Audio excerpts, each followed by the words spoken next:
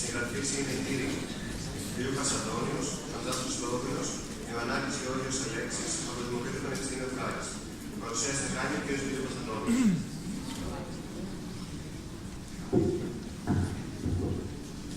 Καλησπέρα σας. Καλημέρα σας. Ονομάζομαι Λιούκας Αντώνιος και είμαι φοιτητής στο τμήμα ηλεκτρολόγων μηχανικών εδώ στην Ξάνθη.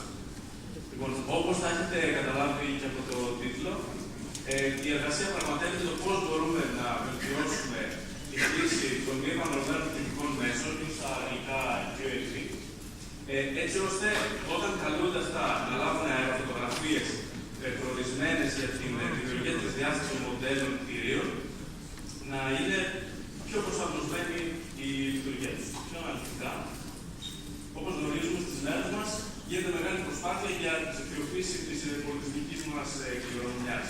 Ένα κομμάτι αυτής περιλαμβάνει την διάσωση των αναπαραστάσεων από κτίρια. Γι' αυτό καλούμαστε να λάβουμε εναέρειες λήψεις με την χρήση drone. Και εδώ έχουμε δύο σκοπούς στην εργασία.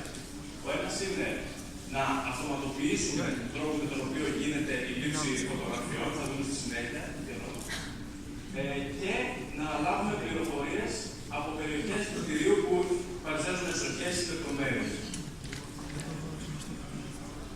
Λοιπόν, η μέχρι τώρα μέθοδος ήταν κάποιος άνθρωπος να πετάει ένα drone γύρω από ένα κτίριο και να λαμβάνει φωτογραφίες. Αυτή η μέθοδος όμως απαιτούσε εξειδικευμένο προσωπικό και ήταν κάπως χρονοβόρα. Λοιπόν, εδώ βλέπουμε μια απλή κυκλική τροχιά που μπορούσε να εκτελέσει ένα drone και να λάβει φωτογραφίες. Όμως, με αυτόν τον τρόπο, η μέγιστη ορατότητα που έχει φαίνεται από αυτήν εδώ τη γραμμή. Υπάρχει μια συγκεκριμένη περιοχή εδώ πέρα, που δεν μπορούμε να πάρουμε πληροφορία. Γι' αυτόν τον λόγο, δημιουργούμε μια προσαρμοσμένη τροχιά που φαίνεται εδώ. Και κατά τη διάρκεια της χρήσης των drone έχει την κάμερα του στραμμένη προς το κτίριο. Δηλαδή, είναι πάντα η κάμερα κάθετη στην πορεία της τροχιάς, στην οπτική της. Λοιπόν, για να δημιουργήσουμε τα τρισδιάστατα μοντέλα σε αυτή την εργασία, χρησιμοποιήθηκαν αυτές τις δύο μέθοδοι, η οποία αποκύττει και η πολυεικονική στερεόραση, οι οποίες είναι μια σειρά αλγορίθμων που όταν συνδυάζονται από απεξινόμητες φωτογραφίες και χωρίς ιδιαίτερη επεξεργασία πρωτήτερα, μπορούν να μας δώσουν ένα τρισδιάστατο μοντέλο πολύ καλής ποιότητας, ανάλογα με την ποιότητα των φωτογραφιών που έχουν ληφθεί. Λοιπόν, εδώ πέρα πολύ συνοπτικά. Πρώτα, επιλέγουμε το προσωπικοποιήσει κτίριο. Βρίσκουμε τις GPS τεταγμένες κάποιων χαρακτηριστικών σημείων, προκειμένου να βρούμε το παρήγγελο του κτίριου και με βάση το οποίο το οποίο θα λειτουργήσει σαν κέντρο για μια κυκλική τροχιά αρχική για το κτίριο. Επίσης, το να το πείτε μια τροχιά σε σχήμα με άνθρωπο, όπως θα δούμε στην πορεία. Εδώ βλέπουμε την αρχική τροχιά. Και με βάση αυτές τις πρώτες φωτογραφίες, την πρώτη πτήση, δημιουργούμε ένα πρώτο αδρό μοντέλο. Δεν μας ενδιαφέρει πολύ η λεπτομέρεια, το χρειαζόμαστε μόνο για τις γεωμετρικές του ιδιότητες. Έπειτα, έχοντας αυτό το μοντέλο, αυτό είναι αναγκάσεις πεταγμένες σε έναν αφηρημένο χώρο. Θέλουμε να τις τοποθετήσουμε. Κάθε σημείο δηλαδή της διάστασης αναπαράστασης να λάβει GPS συντεταγμένες. Έπειτα, τη διάσταση αναπαράσταση κάνουμε τη γεωμετρία του και χρησιμοποιώντας το MATLAB, διαβάζουμε το σχήμα, δημιουργούμε τη νέα τροχιά που είχαμε πριν την προσαρμοσμένη, ξαναπετάμε το κόπτερ, πλέον πετάει η βάση της GPS συντεταγμένες και αφού πραγματοποιηθεί αυτή η αυτόνομη πτήση με την προσαρμοσμένη τροχιά, παίρνουμε πάλι φωτογραφίες, αεροφωτογραφίες και δημιουργούμε μια δεύτερη τρισδιάστατη αναπαράσταση. Λοιπόν, εδώ βλέπουμε συνοπτικά ένα διάγραμμα ροής. Εδώ είναι και οι διαδικασίες στις οποίες πραγματοποιεί ένας χρήστης τοπικά στον υπολογιστή. Και εδώ βλέπουμε τι πραγματοποιεί τον τρόπο. Δηλαδή, ουσιαστικά δύο πτήσεις, δύο αυτόνομες πτήσεις, χωρίς καθοδήγηση από άνθρωπο. Λοιπόν, επιλέξαμε να ψηφιοποιήσουμε αυτό το κτίριο. Βρίσκεται κοντά στη λίμνη Στομίδα και είναι κατάλληλο διότι είναι μακριά από καθημερινή περιοχή, γύρω του δεν έχει εμπόδια όπως δέντρα ή πυλώνες, οπότε κάνει πολύ καυτή η χάραξη της τροχιάς. Έχει κάποια χαρακτηριστικά που επιτρέπουν να δούμε πόσο αποτελεσματική είναι η μέθοδος και είναι σχετικά μικρό, δηλαδή εδώ στις διαστάσεις.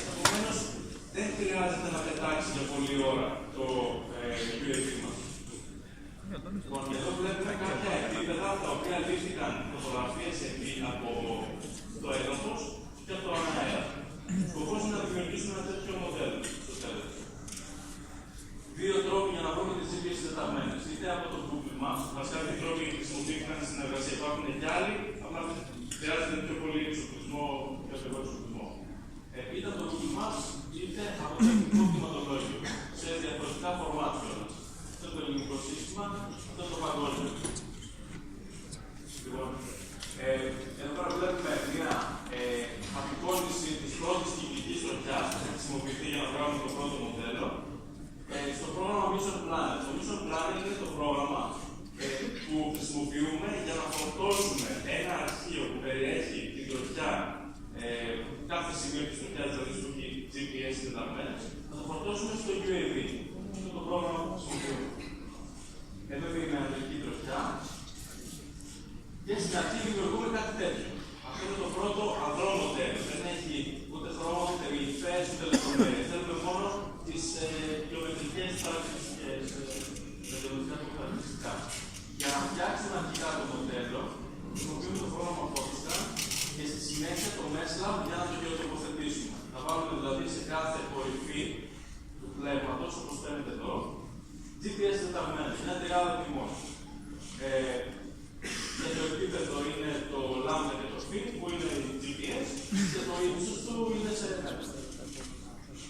Λοιπόν, εδώ θα φέρετε ειδικά ένα τελείωμα αρχείου που περιγράφει τη γεωμετρία του μοντέλου. Εδώ φαίνεται πώς περιγράφονται οι αριθμές, Q/Z. Και εδώ είναι οι δείκτες πώς περιγράφονται οι όψεις του μοντέλου, όπως φαίνεται εδώ. Είναι τρίγωνα. Το μοντέλο είναι από τρίγωνα. Εδώ φαίνεται η όψη. Εδώ φαίνεται πώς αυτομάτως διαβάζουμε το μοντέλο στη μορφή πόντλα, δηλαδή σημείων.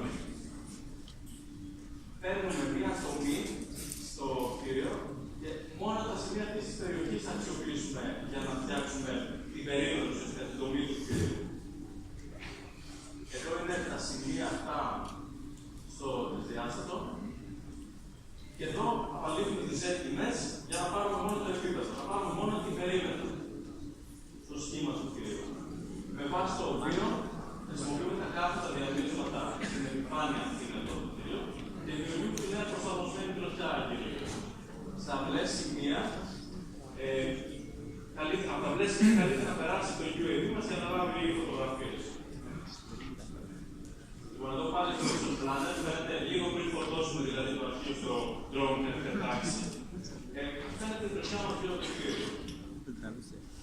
Λοιπόν, στο τέλος, μετά από τη δεύτερη αναπαράσταση, περιμένουμε μια λεπτομέρεια αυτού του τύπου. Να έχει βελτιωθεί κατά τόσο η ποιότητα του μοντέλου. Το drone που χρησιμοποιήθηκε στη φωτογραφία, ενδεικτικά να σας πω ότι για μια μπαταρία περίπου των 16.000 mAh μπορεί να πετάξει γύρω στα 15 με 20 λεπτά χωρίς μεγάλο φορτίο. Το μέγιστο φορτίο που μπορεί να αντέξει 1,5 κιλό, αλλά δεν θα ρίξει πολύ την διάρκεια αυτής. Λοιπόν, εδώ ένα βίντεο που δείχνει τη σταθερότητα του drone. Το καθιστά κατάλληλο για αεροφωτογραφία. Λοιπόν, εδώ βλέπουμε πώς προσταθήθηκε ο φωτογραφικός εξοπλισμός στην κοιλιά του drone από κάτω. Δεν είναι ένα Raspberry Pi 3, συνδεδεμένο με μια Raspberry Pi κάμερα. Τα συγκεκριμένα εquipment χρησιμοποιήθηκαν για να κάνουμε μια χαμηλού κόστους υλοποίηση αυτού του project. Θα μπορούσαμε να βάλουμε μια DSLR κάμερα πολύ ακριβή. Και εδώ πέρα ένα gimbal. Το gimbal είναι ένα εξάρτημα που σταθεροποιεί τη λήψη.